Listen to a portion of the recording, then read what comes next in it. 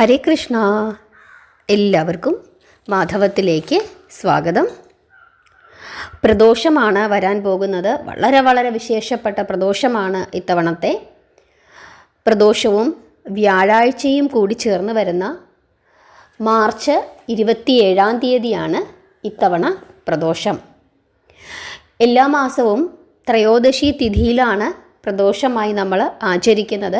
വളരെ വിശേഷപ്പെട്ട ദിവസമാണ് ത്രയോദശി തിഥി വരുന്ന ദിവസമെന്ന് പറയുന്നത്. ഇത്തവണ വ്യാഴാഴ്ചയും കൂടി ആയതുകൊണ്ട് തന്നെ വളരെ വിശേഷമാണ്. വ്യാഴാഴ്ച വരുന്ന പ്രദോഷത്തിനെ ഗുരുപ്രദോഷമെന്നാണ് പറയുന്നത്. വ്യാഴഗ്രഹത്തിൻ്റെ അനുഗ്രഹം ധാരാളമായി ലഭിക്കുന്ന ഒരു പ്രദോഷമാണ് ഗുരുപ്രദോഷം. അന്നേ ദിവസം നമ്മൾ പ്രദോഷ വ്രതം എടുത്ത് മഹാദേവനെ പ്രാർത്ഥിച്ചു കഴിഞ്ഞാൽ നമ്മുടെ ജീവിതത്തിൽ, നമ്മുടെ തൊഴിലിൽ ഒക്കെ തന്നെ വളരെയധികം ഉയർച്ച ലഭിക്കുമെന്നാണ് പറയുന്നത്. വ്യാഴഗ്രഹത്തിൻ്റെ അധിപൻ എന്ന് പറയുന്നത് മഹാവിഷ്ണുവാണ്. അതുകൊണ്ട് തന്നെ മഹാവിഷ്ണുവിൻ്റെ അനുഗ്രഹവും അന്നേ ദിവസം ലഭിക്കും. നമുക്ക് സാമ്പത്തികപരമായ ഉയർച്ച, തൊഴിൽപരമായ ഉയർച്ച, ജോലി സംബന്ധമായ എന്തെങ്കിലും ബുദ്ധിമുട്ടുകളൊക്കെ ഉണ്ടെങ്കിൽ അതൊക്കെ മാറ്റി നമ്മളെ ഒരു ഉന്നതിയിലേക്ക് എത്തിക്കാൻ വ്യാഴാഴ്ച വരുന്ന പ്രദോഷവ്രതത്തിന് സാധിക്കും എന്ന് പറയുന്നു. അതുകൊണ്ട് തന്നെ ഇത്തവണ വ്യാഴാഴ്ചയും കൂടി ചേർന്ന് വരുന്നത് കൊണ്ട് പ്രദോഷവ്രതം എടുക്കുന്നതിന് ആരും തന്നെ അമാന്തം വിചാരിക്കരുത്. ഇനി വ്രതമായി എടുക്കാൻ സാധിച്ചില്ല എങ്കിൽ പോലും സന്ധ്യാസമയത്തെ പ്രാർത്ഥന മുടക്കരുത്. കാരണം പ്രദോഷ ദിവസത്തിൽ നമ്മൾ പ്രാർത്ഥിക്കേണ്ടുന്നത് സന്ധ്യാകാലത്തിലാണ്.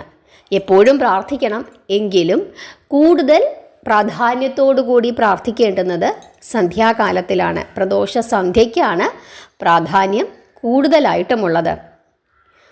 മിക്കപ്പോഴും നമുക്കറിയാം, ഏകാദശി എടുക്കുന്ന ആളുകൾക്ക് എല്ലാവർക്കും അറിയാം, ഏകാദശിയുടെ പാരണ വീടിക്കഴിയുന്ന ദിവസമാണ്, പാരണ വീടേണ്ടുന്ന ദിവസമാണ് പ്രദോഷവും വരുന്നത്. പ്രദോഷവ്രതത്തിൻ്റെ ശരിയായ ഒരു ക്രമം എന്ന് പറയുന്നത് നമ്മൾ രാവിലെ എഴുന്നേറ്റ് കുളിച്ച് പ്രാർത്ഥിച്ച് അന്നേ ദിവസം സന്ധ്യ വരെ ഉപവസിക്കും. സന്ധ്യയ്ക്ക് ശിവക്ഷേത്ര ദർശനം നടത്തി അവിടെ കരിക്കും പഴങ്ങളും നേദിച്ച് ആ കരിക്കും പഴങ്ങളുമൊക്കെ കഴിച്ച് നമ്മുടെ വ്രതം അവസാനിപ്പിക്കും. സന്ധ്യാപ്രാർത്ഥന ദീപാരാധനയ്ക്ക് ശേഷം നമ്മൾ മഹാക്ഷേത്രങ്ങളിലാണെങ്കിൽ, ഇപ്പം ഞങ്ങൾക്കിവിടെ തിരുവനന്തപുരത്ത് ശ്രീകണ്ഠേശ്വരം ക്ഷേത്രമാണ് ഏറ്റവും പ്രധാനപ്പെട്ട ശിവക്ഷേത്രം. അന്നേ ദിവസം പ്രദോഷത്തിൽ സന്ധ്യയ്ക്കുള്ള പ്രാർത്ഥനയ്ക്ക് ശേഷം ഞങ്ങൾക്കിവിടെ അന്നദാനമുണ്ട്. ചോറും സാമ്പാറും മോരുമൊക്കെ കിട്ടും. ഉള്ളിയൊന്നും ചേർക്കാത്ത സാമ്പാർ, മോര്, ചമ്മന്തി ഇതൊക്കെ കിട്ടും. നമ്മൾ ആ ചോറും കഴിച്ചിട്ടാണ് അവിടെ നിന്നും മടങ്ങുന്നത്. ചോറ് കഴിച്ച് അതിനുശേഷം ഞങ്ങൾക്ക് ശ്രീകണ്ഠേശ്വരം ക്ഷേത്രത്തിൽ പ്രദോഷ പൂജയുണ്ട്. ഭഗവാനെ പുറത്തേക്ക് എഴുന്നള്ളിച്ച് നന്ദി ഭഗവാന്റെ പുറത്തിരുത്തി വലിയ അഭിഷേകങ്ങളും പൂജകളുമൊക്കെ ഉണ്ട്. അതൊക്കെ കഴിഞ്ഞൊരു 10-10:30 ക്ഷേത്രത്തിൽ നിന്നും മടങ്ങാനായിട്ട്. അപ്പം അത്ര വലിയ വിശേഷപ്പെട്ടാണ് ഇവിടെ പ്രദോഷം ആചരിക്കുന്നത്. മഹാക്ഷേത്രങ്ങളിലൊക്കെ തന്നെ അങ്ങനെയാണ്. ഇനി നിങ്ങളുടെ അടുത്ത് മഹാക്ഷേത്രങ്ങളുണ്ടെങ്കിൽ നിങ്ങൾക്കതറിയാം. അതല്ല, കുഞ്ഞു ക്ഷേത്രങ്ങളാണ് ഉള്ളതെങ്കിൽ പോലും സന്ധ്യയ്ക്ക് ശിവക്ഷേത്ര ദർശനം നടത്തുകയും വ്രതമെടുക്കുന്ന എല്ലാവരും തന്നെ ഭഗവാന് ഒരു ധാര കഴിപ്പിക്കുകയും ദേവിക്ക് വിളക്ക് തെളിയിക്കുകയും ചെയ്തതിനു ശേഷം ഒരു കരിക്ക് കൊടുത്ത് ഒന്ന് നേദിച്ചു മേടിച്ച്, ഒരു പഴം കൊടുത്ത് ഒന്ന് നേദിച്ചു മേടിച്ച് നിങ്ങൾക്ക് ആ വ്രതം അത് കഴിച്ച് നിങ്ങൾക്ക് വ്രതം അവസാനിപ്പിക്കാം സന്ധ്യയ്ക്ക് ശേഷം. അതിനുശേഷം വീട്ടിൽ ചെന്നിട്ട് നമുക്ക് കുറച്ച് പച്ചരിയോ എന്തെങ്കിലും ഒന്ന് വെച്ച് ഉള്ളിയൊന്നും ചേർക്കാത്ത ഒരു ചമ്മന്തിയും മോരും ഒക്കെ കൂട്ടി നമുക്ക് കഴിക്കാം. രാവിലെ മുതൽ സന്ധ്യ വരെ ഉപവസിക്കണമെന്നാണ് വിധി. ചൂടുകാലമാണ്, അതുകൊണ്ട് വെള്ളം പോലും കുടിക്കാതെ ഉപവസിക്കണം എന്ന് നിങ്ങൾ ശഠിക്കേണ്ട. സാധിക്കുന്നവർ ചെയ്യുക. അതല്ലാത്തവർ ജലം കുടിച്ചിരിക്കാം. മരുന്നൊക്കെ കഴിക്കുന്നവരാണെങ്കിൽ പാലും പഴങ്ങളും കഴിച്ചിരിക്കാം. പക്ഷേ ധാന്യഭക്ഷണങ്ങൾ ഒഴിവാക്കുന്നതായിരിക്കും നല്ലത്. ഇനി വ്രതം എടുക്കാത്ത ആളുകളാണെങ്കിൽ പോലും മത്സ്യമാംസാദികൾ ഒന്ന് ഒഴിവാക്കിക്കൊള്ളുക. സന്ധ്യാസമയത്ത് കുറഞ്ഞത് പഞ്ചാക്ഷരി മന്ത്രമെങ്കിലും ഒരു 108 തവണ ജപിക്കുക. പഞ്ചാക്ഷരി മന്ത്രം ജപിക്കാം, ഭഗവാന്റെ നാമങ്ങളൊക്കെ ജപിക്കാം.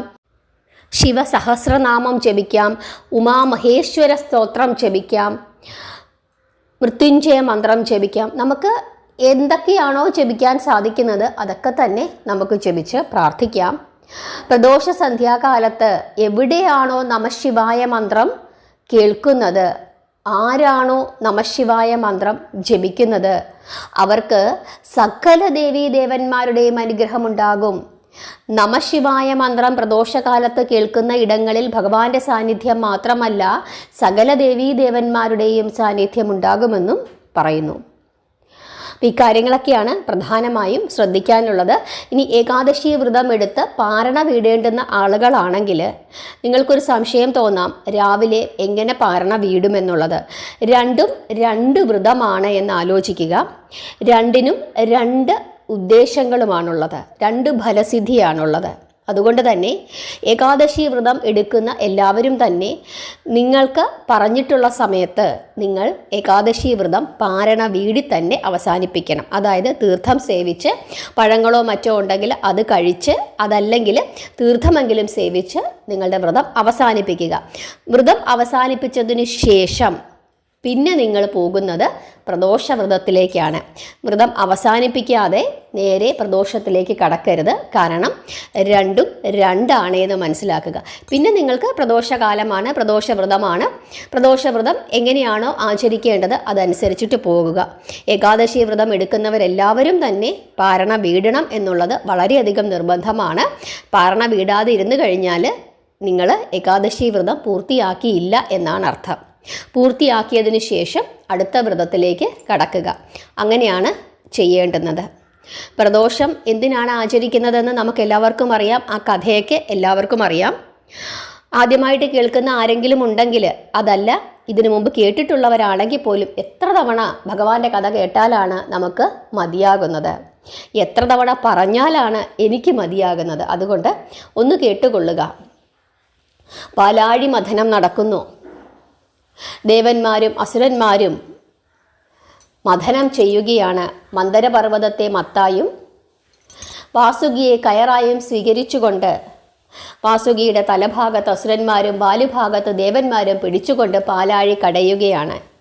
അങ്ങനെ കടഞ്ഞുകൊണ്ടിരിക്കുന്ന സമയത്ത് വാസുകിക്ക് ഭയങ്കരമായ ക്ഷീണം തോന്നുകയും വാസുകി ഛർദ്ദിക്കാൻ പോവുകയും ചെയ്യുന്നു. വാസുകി ഛർദ്ദിക്കാൻ പോകുന്നു എന്ന് മനസ്സിലാക്കിയപ്പോൾ തന്നെ വാസുകിയുടെ കണ്ണൊക്കെ ഇങ്ങനെ തുറിച്ചു, നാവൊക്കെ ഇങ്ങനെ പുറത്തേക്ക് വന്നു.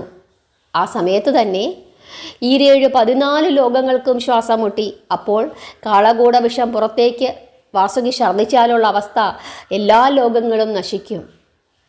ഈ ഒരു നാശം ഒഴിവാക്കുന്നതിനായിട്ട് സർവേശ്വരനായ മഹാദേവൻ കാളകൂട വിഷം തൻ്റെ തൃക്കൈയിൽ സ്വീകരിക്കുകയും അതിനെ സ്വശരീരത്തിലേക്ക് സ്വീകരിക്കുകയും ചെയ്തു എന്നാണ് പറയുന്നത്. അങ്ങനെ ആ വിഷം ഭഗവാന്റെ തിരുകണ്ഠത്തിൽ ഉറച്ചു പോയതുകൊണ്ട് ഭഗവാന് നീലകണ്ഠൻ എന്ന് നാമം ഉണ്ടായി എന്നും വിശ്വസിക്കുന്നു. പക്ഷേ കൊടിയ വിഷമാണ് ഭഗവാൻ ഭക്ഷിച്ചത്. അതിൻ്റെ ഭാഗമായി ഭഗവാന് വലിയൊരു ക്ഷീണം അനുഭവപ്പെടുകയും അദ്ദേഹം ശ്രീ പാർവതീദേവിയുടെ മടിയിൽ തലവെച്ച് വിശ്രമിക്കുകയും ചെയ്യുന്നു. അതിനുശേഷം അദ്ദേഹം ഉണർന്നെഴുന്നേൽക്കുന്നത് ഒരു ത്രയോദശി സന്ധ്യാകാലത്താണ്. ആ ത്രയോദശി സന്ധ്യാകാലത്തിനെയാണ് സകല ദോഷങ്ങളും മാറ്റുന്ന പ്രദോഷമായി നമ്മൾ ആചരിക്കുന്നത്. ഭഗവാൻ ഉണർന്നെഴുന്നേൽക്കുന്നു. അതിനുശേഷം ഭഗവാൻ ആനന്ദ നടനമാടി എന്നാണ് പറയുന്നത്. ഭഗവാൻ മയങ്ങിക്കിടക്കുന്ന സമയത്ത് സകല ദേവീദേവന്മാരും നമഃശിവായ മന്ത്രം ജപിച്ചുകൊണ്ട് അദ്ദേഹത്തിൻ്റെ ചുറ്റും നിന്നുവെന്നും ഭഗവാൻ ഉണർന്നെഴുന്നേറ്റപ്പോൾ എല്ലാവർക്കും തന്നെ സന്തോഷമായെന്നും കാമദേവൻ പാട്ടുപാടി, സരസ്വതീ ദേവി വീണമീട്ടി, ഗന്ധർവന്മാർ പാട്ടുപാടുന്നു, അപ്സരസുകൾ നൃത്തം ചെയ്യുന്നു എന്ന് വേണ്ട വലിയൊരു ഉത്സവമായിരുന്നു അവിടെ. അതുകൊണ്ട് തന്നെ എല്ലാ ദേവീദേവന്മാരും വളരെയധികം സന്തോഷിച്ചിരിക്കുന്ന കാലമായതുകൊണ്ട് പ്രദോഷ സന്ധ്യാകാലത്തിലുള്ള പ്രാർത്ഥനയ്ക്ക് വളരെയധികം പ്രാധാന്യമുണ്ട് എന്ന് വിശ്വസിക്കുന്നു.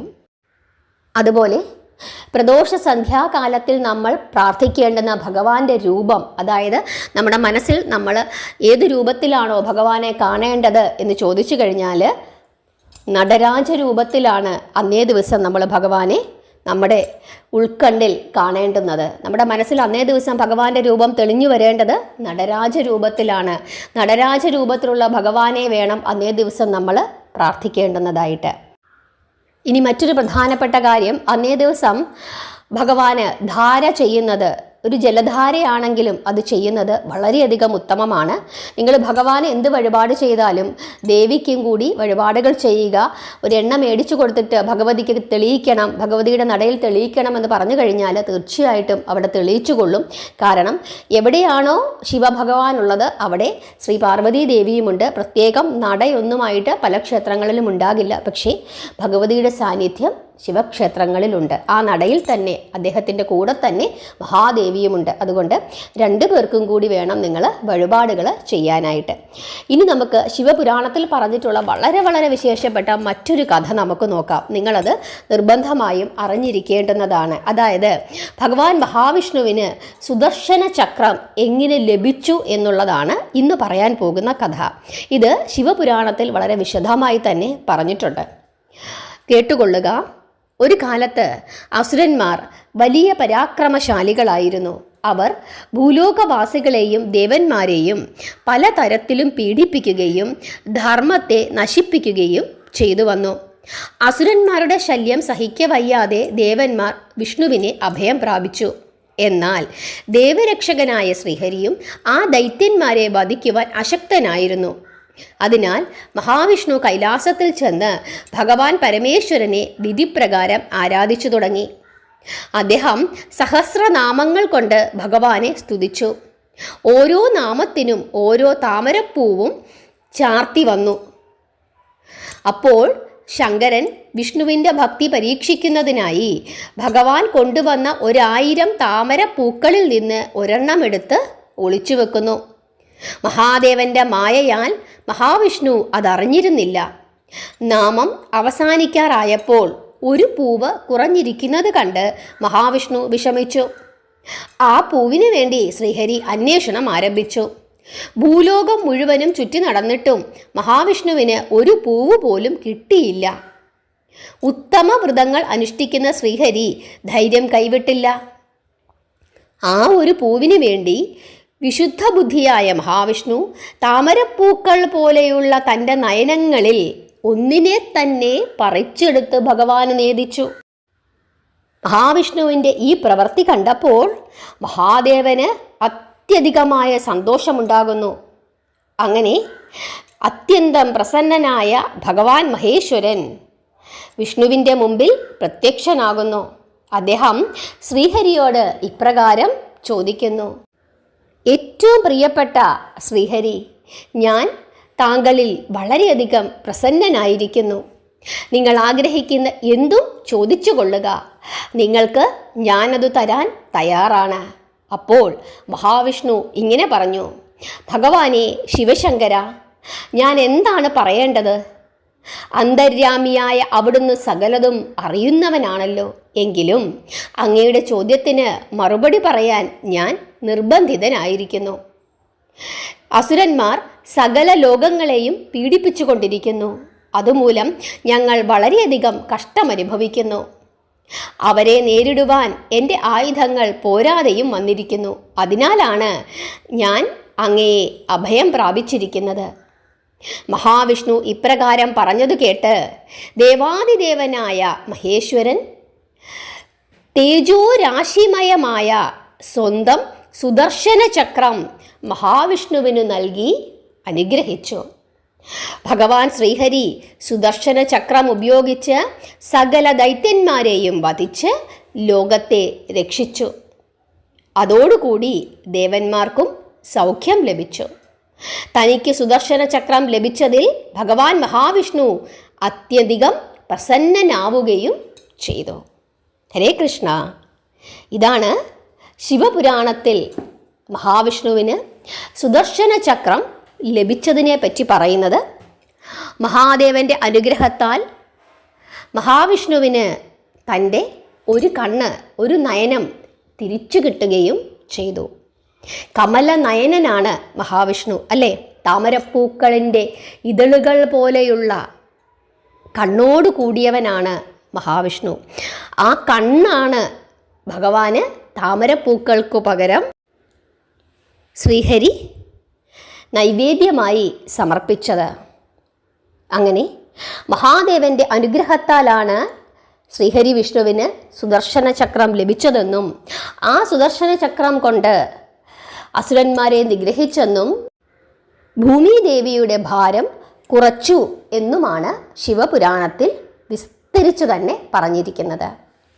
ഈ ഭാഗങ്ങളൊക്കെ നിങ്ങൾക്ക് ഇഷ്ടപ്പെട്ടു എന്ന് വിശ്വസിക്കുന്നു. നമ്മൾ ഈ കലിയുഗത്തിൽ ചെയ്യേണ്ടുന്ന കാര്യങ്ങൾ സത്യസന്ധമായി ജീവിക്കുക എന്നുള്ളതാണ്. നമ്മളെ കൊണ്ട് പറ്റുന്ന രീതിയിലൊക്കെ സത്യസന്ധമായി ജീവിക്കുക. നമ്മളുടെ പ്രവർത്തനങ്ങൾ കൊണ്ട് മറ്റുള്ളവർക്ക് ദോഷമുണ്ടാകാതിരിക്കുന്നതിനായി പരമാവധി ശ്രദ്ധിക്കുക. മനുഷ്യരാണ്, തെറ്റുകൾ പറ്റും. നമ്മുടെ വാക്കുകളും പ്രവർത്തികളുമൊക്കെ ചിലപ്പോൾ മറ്റുള്ളവരെ വിഷമിപ്പിക്കുന്നതാകാം. അറിവില്ലാതെ നമ്മൾ പലതും ചെയ്തിട്ടുണ്ടാകാം, അറിഞ്ഞുകൊണ്ടും ചെയ്തിട്ടുണ്ടാകാം. പക്ഷേ എപ്പോഴാണോ നമുക്ക് ഒരു തിരിച്ചറിവുണ്ടാകുന്നത് ആ സമയത്ത് നമ്മളൊന്ന് ആലോചിക്കുക, എത്രത്തോളം തെറ്റുകൾ നമ്മൾ ചെയ്തിട്ടുണ്ട് എന്ന്. തെറ്റുകൾ കൂടുതൽ ചെയ്തിട്ടുണ്ടെങ്കിൽ കൂടുതൽ നാമം ജപിക്കുക, ഭഗവാനുമായി അടുക്കാനായി ശ്രമിക്കുക. നാമജപം കൊണ്ട് മാത്രമേ ഈ കലിയുഗത്തിൽ ശാന്തി ലഭിക്കുകയുള്ളൂ. മറ്റു യുഗങ്ങളിലൊക്കെ തന്നെ യജ്ഞങ്ങൾക്കും യാഗങ്ങൾക്കുമാണ് കൂടുതൽ പ്രാധാന്യമുണ്ടായിരുന്നത്. നമ്മൾ രാമായണവും മഹാഭാരതവും ഒക്കെ പഠിക്കുന്ന സമയത്ത് യാഗം നടത്തുന്ന മുനിമാരെ പറ്റി എപ്പോഴും പഠിച്ചുകൊണ്ടേയിരുന്നു. പക്ഷേ കലിയുഗത്തിൽ നാമജപത്തിനാണ് പ്രാധാന്യം കൂടുതലായി ഉള്ളത്, യജ്ഞങ്ങൾക്കല്ല. അതുകൊണ്ട് തന്നെ എപ്പോഴൊക്കെ സമയം കിട്ടുന്നുവോ ആ സമയത്തൊക്കെ നാമം ജപിച്ചുകൊണ്ടേയിരിക്കുക. ഒരു വലിയ സംസ്കാരത്തിൻ്റെ ഭാഗമാണ് നമ്മൾ. സനാതന സംസ്കാരം ഏറ്റവും പുരാതനമായ ഒരു സംസ്കാരമാണ് ഭാരതത്തിൻ്റെ സംസ്കാരം.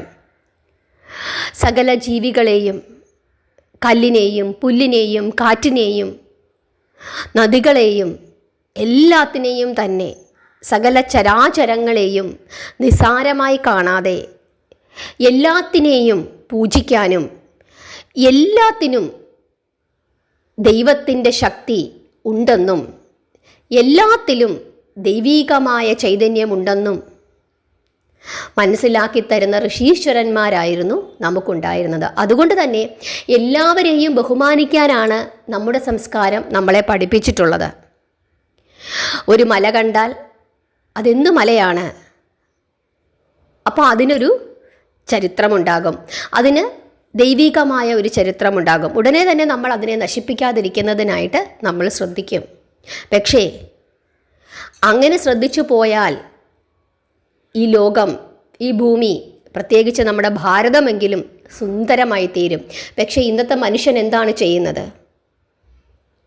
എല്ലാത്തിനെയും നശിപ്പിക്കാനുള്ള ഒരു ശ്രമമാണ് അവൻ നടത്തുന്നത്. കാരണം അവന് ഭയമില്ല, ഒന്നിനെയും ഭയമില്ല. അവകാശങ്ങളെപ്പറ്റി മാത്രമാണ് അവൻ നിരന്തരം സംസാരിച്ചു കൊണ്ടിരിക്കുന്നത്. കടമകളെപ്പറ്റി ആരും തന്നെ സംസാരിക്കുന്നില്ല. എന്തിനു പറയുന്നു? നമ്മൾ ഇന്ത്യൻ ഭരണഘടന പഠിക്കുമ്പോൾ ഏറ്റവും കൂടുതൽ പഠിക്കുന്നത് നമ്മുടെ ഫണ്ടമെൻ്റൽ റൈറ്റ്സിനെ പറ്റിയിട്ടാണ്, മൗലിക അവകാശങ്ങളെപ്പറ്റി.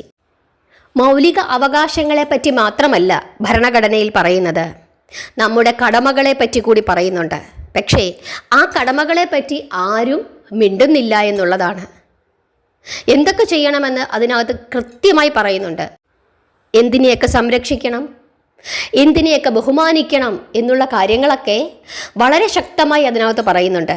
ഒരു അവകാശത്തിന് എന്തെങ്കിലും ഒരു കോട്ടം സംഭവിക്കുമ്പോൾ ഘോരം അതിനെപ്പറ്റി വാദിക്കുന്ന ആളുകൾ, ഒരു മനുഷ്യൻ തൻ്റെ കടമ മറന്ന് പ്രവർത്തിക്കുമ്പോൾ അവൻ ചെയ്തത് തെറ്റാണ് എന്ന് പറയാനുള്ള അവൻ്റെ വൈമുഖ്യമാണ് ഇന്ന് നമ്മളെപ്പോഴും കാണുന്നത്.